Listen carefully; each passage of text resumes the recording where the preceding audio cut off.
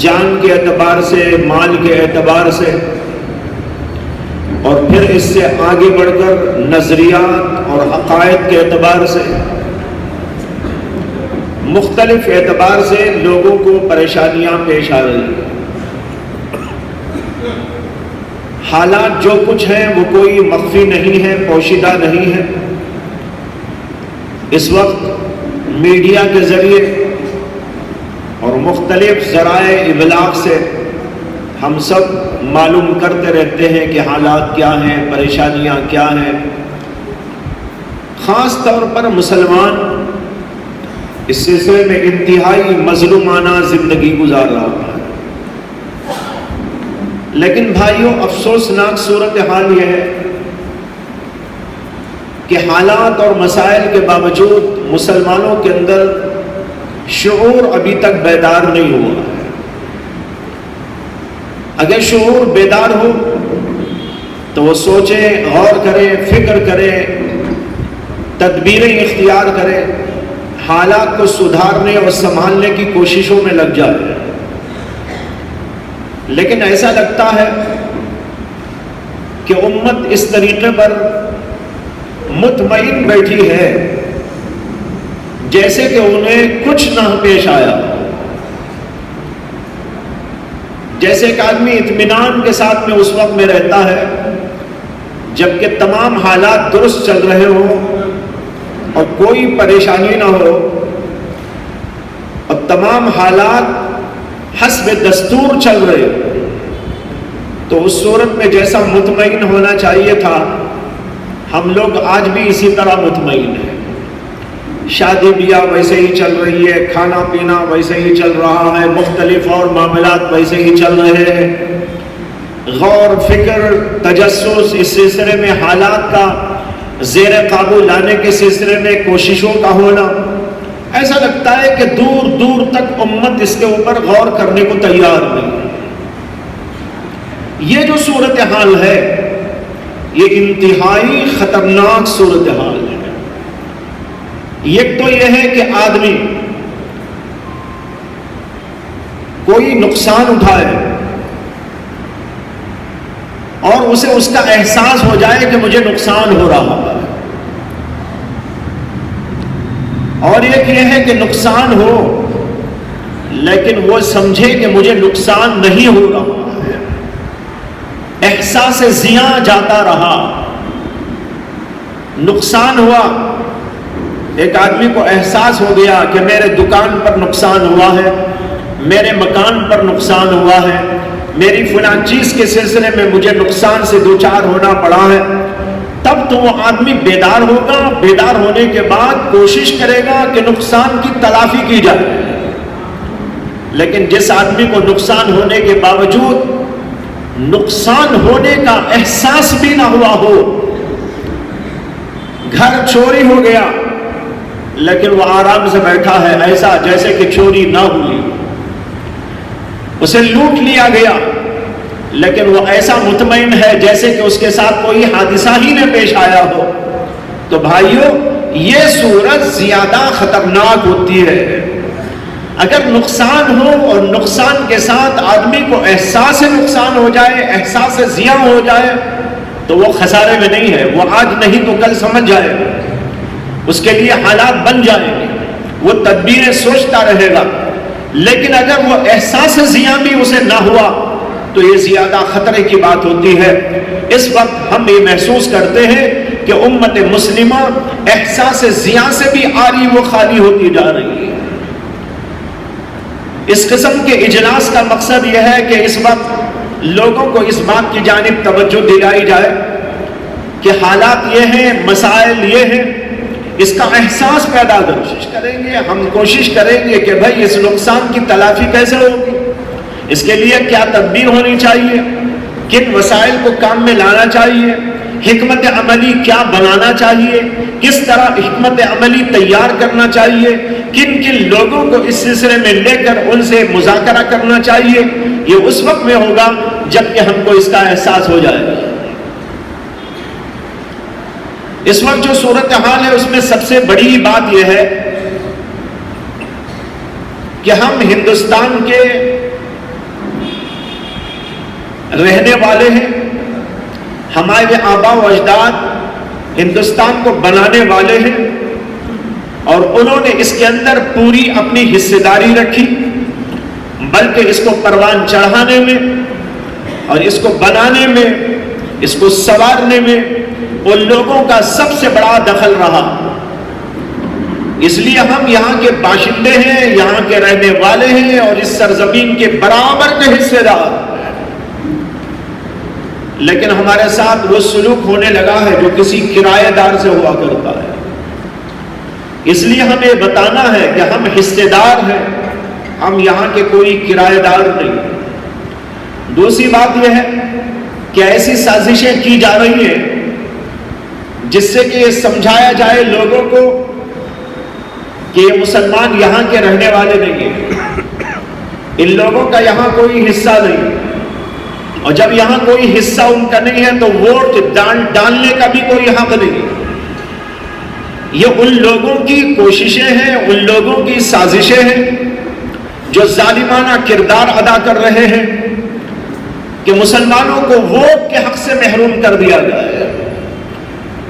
اب تک ہم کو ووٹ کا حق برابر حاصل ہے، لیکن اس میں ہم لوگوں کی طرف سے بڑی کوتاہی یہ ہوتی ہے کہ ووٹ ڈالنے کا حق ہونے کے باوجود بہت سارے لوگ ووٹ نہیں ڈالتے۔ ایک غلطی تو یہ ہوتی ہے۔ دوسری غلطی یہ ہوتی ہے کہ ووٹ ڈالتے وقت یہ سوچنے سمجھنے کی جو صلاحیتیں اللہ نے دی اور اس میں حکمت عملی برتنا چاہیے تھا، غور و فکر کے دریچوں کو کھولنا چاہیے تھا، اس کے لیے آپس میں مذاکرہ اور مشورہ کرنا چاہیے تھا۔ علماء بیٹھتے، اکابرین بیٹھتے، دانشوران جڑتے، مساجد کے ذمہ داران بھی آ جاتے، مدارس کے ذمہ داران بھی جمع ہو جاتے، وہ سب کے سب مل بیٹھ کر کوشش کرتے، سوچتے، سمجھتے کہ اس صورتحال میں ہمیں کہاں ڈالنا چاہیے۔ لیکن کتنے افسوس کی بات ہے کہ ہر آدمی اپنی منمانی کرتا ہے۔ یہ منمانی اس لیے ہوتی ہے کہ ذاتی مفاد مقدم رکھ دیتے ہیں، ملی مفاد کو پس پشت ڈال دیتے ہیں۔ بھائیوں، ملی مفاد ہم میں سے ہر ایک کے ذاتی مفاد کے مقابلے میں کروڑ ہاں درجے بہتر ہے۔ کتنا؟ کروڑ ہاں درجے بہتر۔ میری جان جائے، میرا مال جائے، میں لٹ جاؤں، میں پڑ جاؤں، لیکن ملت کھڑی ہوتی ہے تو میری جان جائے تو کوئی مظاہرے کی بات۔ ہم میں سے ہر ایک کا یہ جذبہ ہونا چاہیے۔ عوام ماشاءاللہ اس میں چلتے ہیں، لیکن یہاں پر جو رہبران ہوتے ہیں ان سے میں خاص طور پر یہ عرض کرنا چاہوں گا کہ آپ کی سیٹ جا رہی ہو، آپ مضائقہ محسوس نہ کریں، یہ سمجھیں کہ اگر ملی مفاد اس کے اندر ہے تو میری سیٹ نہیں، میری کچھ بھی چیز چلی جائے مجھے کوئی پرواہ نہیں۔ یہ ہونا چاہیے، ملت کے مفاد کے لیے اپنی ہر چیز کو قربان کر دیں۔ ملت کے مفاد کے لیے قربانی کا ایک عجیب واقعہ حضرات صحابہ کرام کے دور سے میں سنانا چاہتا ہوں۔ حضرت عمر بن خطاب رضی اللہ عنہ کا دور خلافت ہے۔ حضرت خالد بن ولید رضی اللہ عنہ کو حضرت عمر بن خطاب رضی اللہ عنہ نے ایک مہم پر جہاد کی بھیجا تھا، جس کے اندر صحابہ کا جم غفیر تھا اور لوگوں کا بھی جم غفیر تھا۔ وہ حضرات پہنچے ہوئے تھے۔ حضرت خالد بن ولید رضی اللہ عنہ کو انہوں نے سپہ سالار اعظم بنایا تھا۔ بہت بڑا عہدہ ہے کہ نہیں ہے؟ اور امیر المومنین عمر بن خطاب کی جانب سے اس زمانے کا بہت بڑا عہدہ ان کو دیا گیا اور ان کو بھیجا گیا۔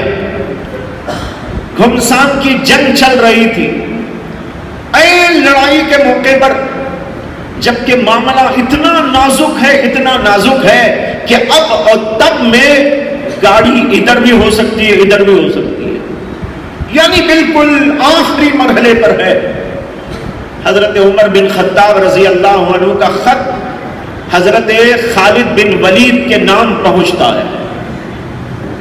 خط آتا ہے تو حضرت خالد بن ولید جنگ کے میدان میں ہے، لڑائی میں ہے، اور لڑائی کی وہ صورتحال ہے جو عرض کر دی آپ کے سامنے۔ خط پہنچتا ہے تو حضرت خالد بن ولید اس کو پڑھتے ہیں، اس کے اندر لکھا ہوا ہے السلام علیکم اے خالد بن جو ہے اے خالد، میں یہ حکم آپ کو دیتا ہوں کہ جو ہی یہ خط میرا پہنچے آپ اس عہدے کو چھوڑ کر فلاں آدمی کے ہاتھ یہ عہدہ دیں اور لوائے اسلام ان کے ہاتھ میں کرنے یعنی جھنڈا ان کو دینے کے بعد آپ پیچھے ہٹ جائیں۔ یہ کون سے وقت آ رہا بھائیوں؟ ایسے گھمسان کے لڑائی کے وقت میں حضرت خالد بن ولید پڑھتے ہیں اگر میں وہاں ہوتا، آپ وہاں ہوتے یا اور کوئی صاحب وہاں پر ہوتے تو ہمارا تو دماغ کا پارا چڑھ جاتا۔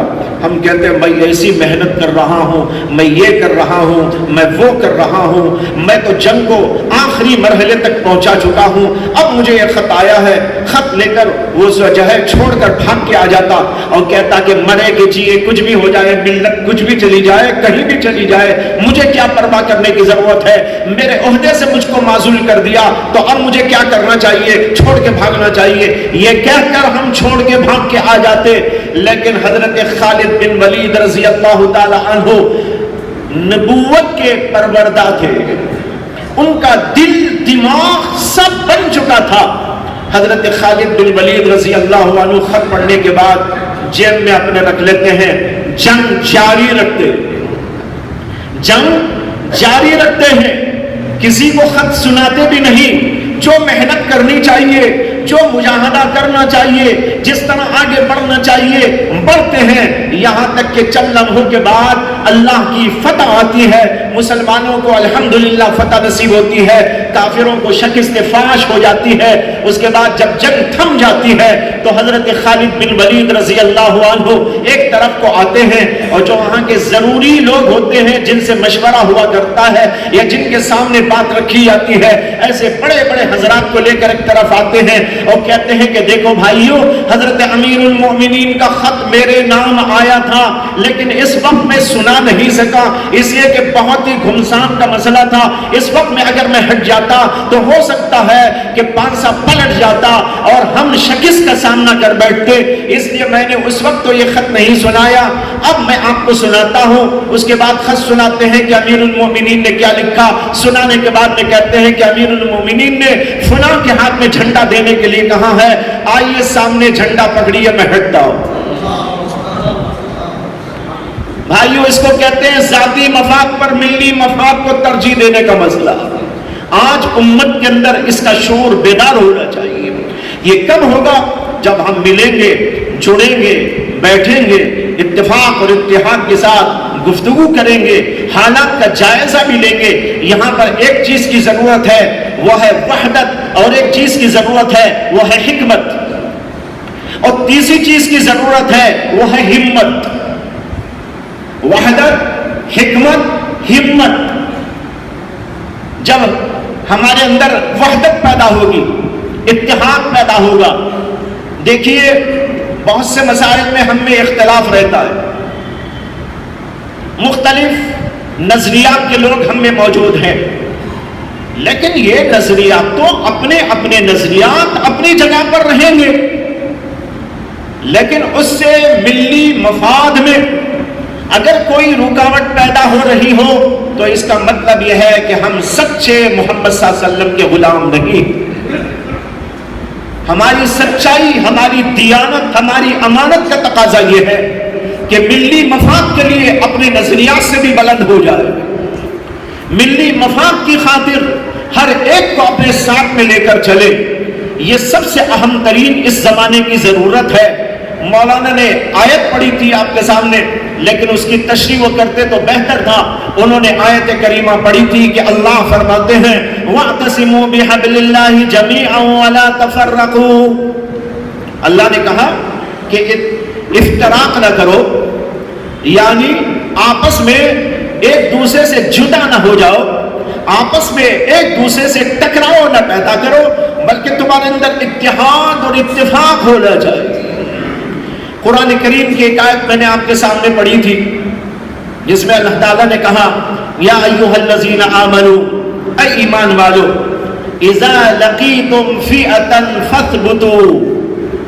میں حضرات علماء کو اس آیت کے سلسلے میں دعوت فکر دینا چاہتا ہوں کہ اس آیت میں تو یہ ترجمہ ہے جو ہم سب جانتے ہیں، اذا لقیتم فئۃ، جب تم ملاقات کرو جماعت مخالفہ سے، دشمن کی جماعت سے، جب تم ملاقات کرو، یہ اس کا ترجمہ اذا لقیتم فئۃ فاثبتوا، تو وہاں پر ڈٹے رہو اور جمے رہو۔ لیکن بھائیو اسی کے ماتحت یہ بھی داخل ہے، اذا لقیتم کے معنی یہ ہو جائیں گے جب تمہارا مقابلہ ہو، چاہے وہ گھر بیٹھ کر ہو یا مسجدوں میں بیٹھ کر ہو یا کسی اور جگہ بیٹھ کر ہو، اگر تمہارا مقابلہ ہو کسی جماعت کے ساتھ، مخالف جماعت کے ساتھ۔ آج سامنا آمنا تو نہیں ہوتا، میدان جنگ آمنے سامنے ہو کر جو ہوتا ہے مقابلہ، آیت کا اصلی مصداق تو وہی ہے، لیکن ضمنی مصداق اس کا یہ بھی ہے کہ چاہے ہم آمنے سامنے نہ ہو، لیکن ہے مد مقابل اپنی جگہ پر بیٹھ کر جو ہم پر بمباری کر رہا ہے، جو ہمارے نظریات کے خلاف کام کر رہا ہے، جو ہماری جانوں اور مالوں کے خلاف جو ہے کارروائیاں کر رہا ہے، یا ہماری تہذیب و تمدن کے اوپر حملہ کر رہا ہے، یا یہاں کے مظلومین کے اوپر ہاتھ بڑھا رہا ہے، اپنی جگہ پر بیٹھ کر ہی صحیح آمنا سامنا نہ ہونے کے باوجود جس کا ہم سے مقابلہ ہو جائے وہ بھی آیت کا مصداق۔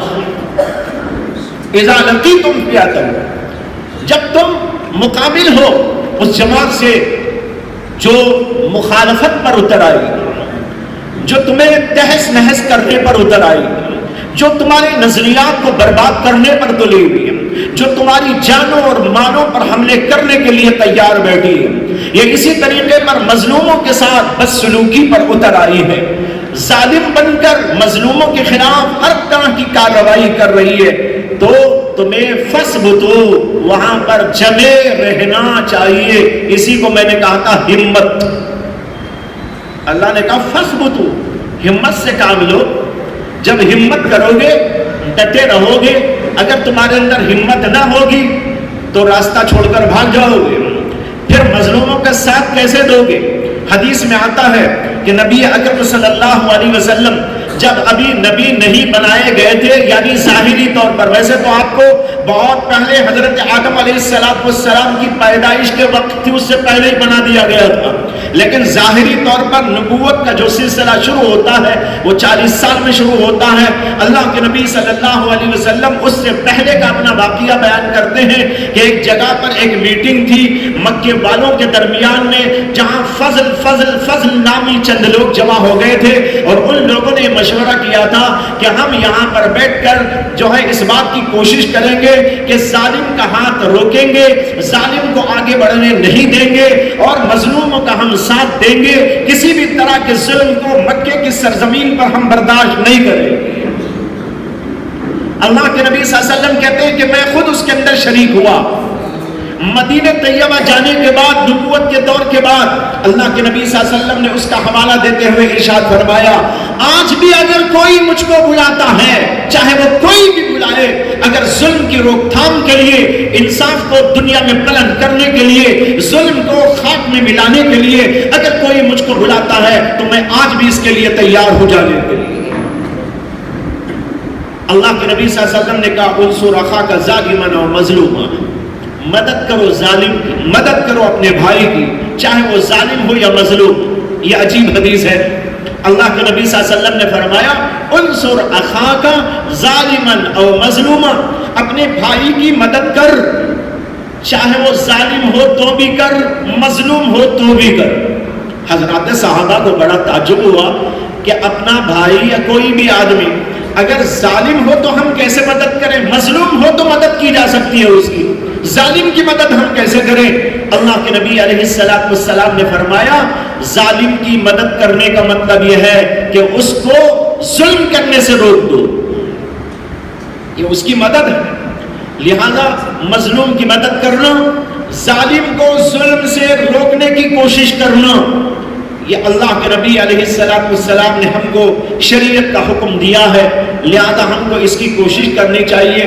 تو اللہ تعالیٰ نے قرآن میں فرمایا فَاثْبُتُوا، ڈٹے رہو، اور فرمایا آگے وَاذْكُرُوا اللَّهَ كَثِيرًا لَعَلَّكُمْ تُفْلِحُونَ، اور اللہ تعالیٰ کا کثرت کے ساتھ ذکر کرو۔ اس سے معلوم ہوا ظاہری تدبیر